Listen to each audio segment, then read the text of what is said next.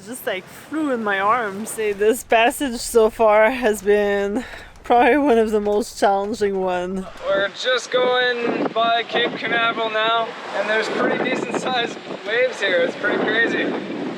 Final approach to Ponce Inlet. 3 days, this is our longest passage yet.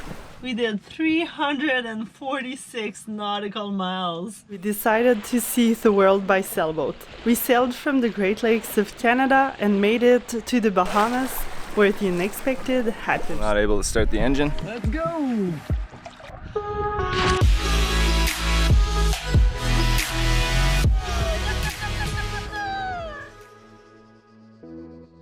Good morning on day 2 of our trip. Corey just relieved me. I am so tired. My eyes are like shutting down. And yesterday night was quite interesting. I got attacked by a flying fish. It like scared the shit out of me. It just like flew in my arms. And I'm not sure if it was chasing after this, but then I found a little squid this morning. And sunrise is kind of meh. Hiding in the clouds. Well, I've gotta say, this passage so far has been probably one of the most challenging ones. It's first off, it's been 2 nights, which I haven't really been sleeping much, and Corey neither. I've been doing a decent amount of sailing, but Corey's been doing more of it than I have. Sometimes I just don't feel like I'm the best sailor, even though Corey says that I'm a sailor and I'm doing awesome and all. But it's just, I get a little scared, like especially like today we're just hitting those like huge waves. They're like 1.5, 1.7 meter waves, and they're like steep, some of them, so it's kind of scary, and they're just coming right on your beam, and I guess I'm just scared of like capsizing the boat or something. Even though the boat's been doing really good. It's been handling everything fine. But that's like the most stressful passage we've done, because we're leaving Bahamas and trying to make it to the States, and I've got a lot of apprehension into getting back to the US, because we're gonna have to enter at Ponce Inlet, which has a decent amount of current. I think we might time it not too bad to be there by slack tide, but then the waves are gonna be like going straight into it, and we don't have an engine as a backup, and it's just, that's stressful. Like the Bahamas, we could just drop the hook wherever pretty much, but here, we can't just anchor off the coast. We're just gonna get destroyed. So it's really stressful knowing that you're getting into something with only your sails, but we're coming here so that we can actually fix the engine. Worst case scenario, we could always call a Cito, but don't want to do that. So I think I'll take another nap. Having fun yet, Captain Alex? I want to be in my bed and not moving. I'm tired. I think we got a fish. Reel him in.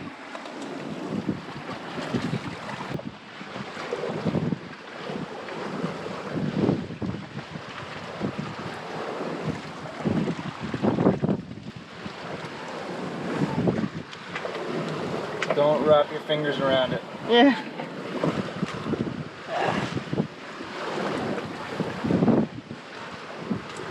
Make sure your toes don't get wrapped either.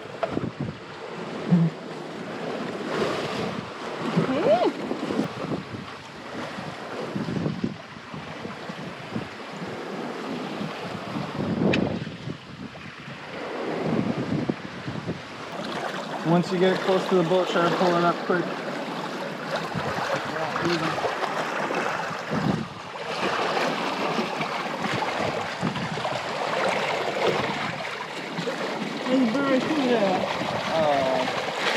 Where did he come from?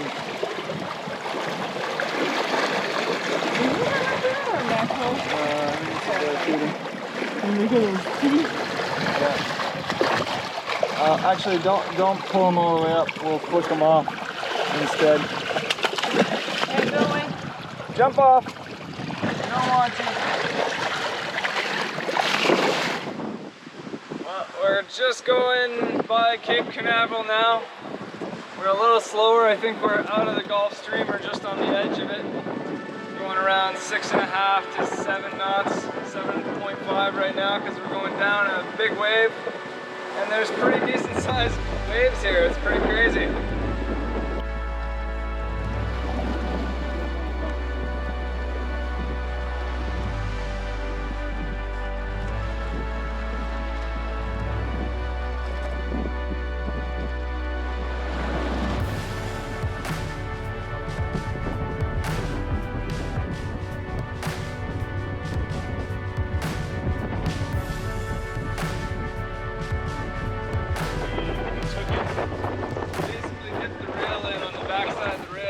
The wave more than we've ever done.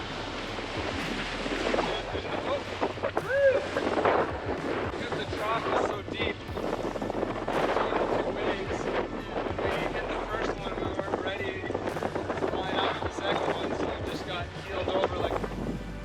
It's always so hard to capture the real size of waves and what it feels like. Our small 33-foot Hunter was gliding up and down these 7 to 9 foot waves, disappearing in the trough to then resurface. We were alone with no land in sight, a very humbling feeling. And this man was handling everything so well, so confident. Corey has always been the type who tells himself, if someone else can do it, so can I. And I'm very grateful to be sharing this sailing lifestyle with him. To do this, you need to trust one another so much and have good communication.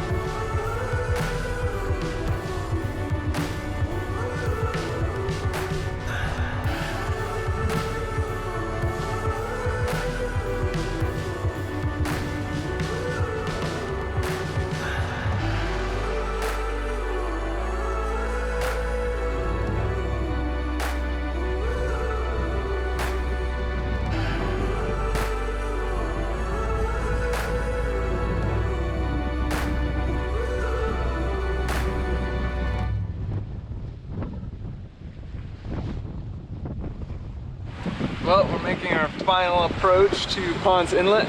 We still got quite a few kilometers left, but we made it around Cape Canaveral, and now we're sailing directly downwind, surfing waves on the way to Ponce.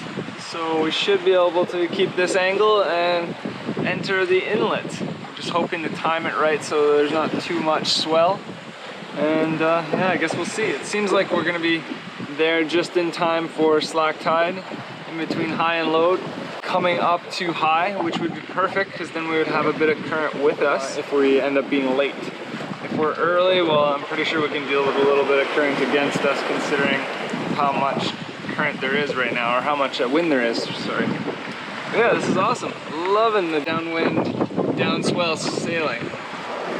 Getting some nice surfs going on.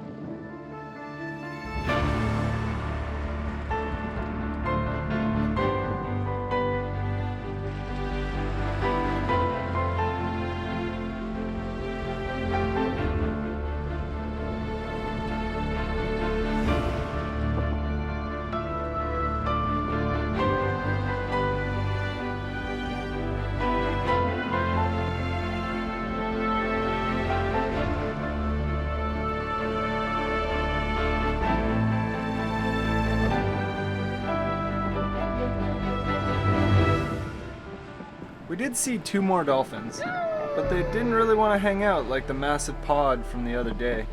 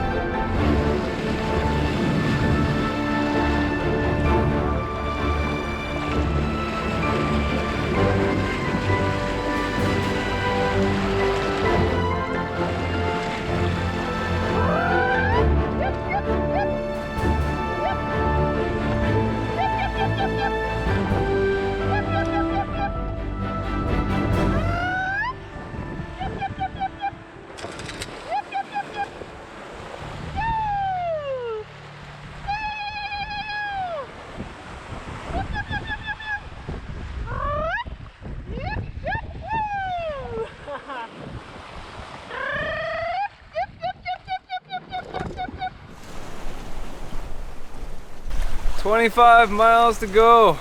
Man, what a long journey this has been. 3 days, this is our longest passage yet.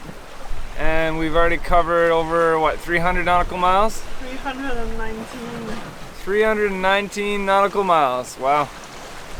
And it's funny, we're like 25 nautical miles away from the inlet, but maybe like 10, 15 if we go directly straight to shore.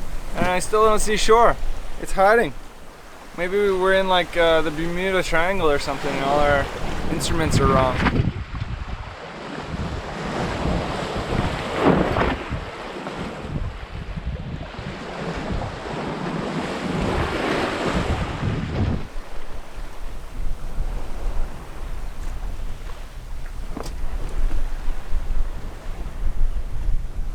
It's time for the quarantine flag!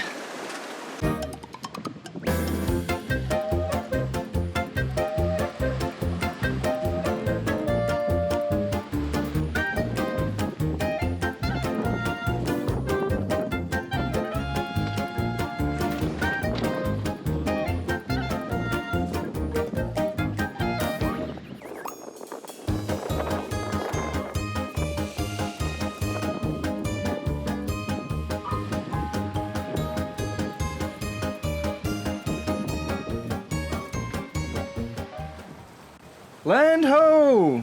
We finally could see the silhouette of the Florida coast, but not for much longer as the sun was setting. It's kind of funny, because we initially thought we'd be entering the inlet during the following morning's slack tide, but we had been doing 10 knots in the Gulf Stream, which put us 10 hours ahead. Almost there! Well, this is exciting and really stressful at the same time. We're almost at Ponce Inlet, and I think that's the most stressful part of our whole 3-day trip, just because it's narrow, there's some strong wind, we're potentially going to be surfing down waves trying to make it into it, and especially doing all of this without an engine. At least it's kind of wide, the wind's in a good angle, and there's lots of wind, so that should help us be able to tack and maneuver. But it's just, I'm really hoping everything goes smooth, because I mean, there's little room for error when you think about it. Oh, that sucked. We just got nailed by a rogue wave. Well, it wasn't exactly rogue. It was right at entering the channel. There was just way too much chaos, and we got splashed, and all our electronics got splashed. Luckily, this thing's somewhat waterproof, so it's still going. Hopefully, it'll keep working. We made it! Oh, hallelujah! I'm so excited, but so tired. We traveled all the way to New Smyrna Beach, and we made it through the channel and dropped anchor. I'm just so looking forward to a nice bed. And gosh, I should tell you, it's been a pretty crazy journey. We did 346 nautical miles from Nassau, Bahamas, across the Gulf Stream, all the way here. And it took us only 55 hours. Just mere 55 hours, which is actually much faster than we thought. We were calculating for 60 some hours, but then the Gulf Stream was like the autobahn of water. We were cruising at like 10 to 12 knots. That was insane. We averaged like 7.2. Yeah. So we had quite the interesting route coming in today. As you can probably tell, we made it directly into the channel and got a bunch of electronics soaked over here, and then continued tacking our way through the channel. Man, that was epic. Good job, sweetie. Yay! Moonshine? This is the amount of alcohol that we have left in the boat that we've been saving. But now we're in the US, so we should be able to get some beers. Hectic few days. Mission successful, we made it. Moonshine for success. It always kicks you in the nose when you smell it. We are navigating the ICW all under sail. We were drifting towards shore. Woo, we made it! Yeah! I hate this! Are you good? I have to be. So happy. We've been so worried today. Officially checked in the US. The first time touching land in 10 days. Yay, land of the plentiful.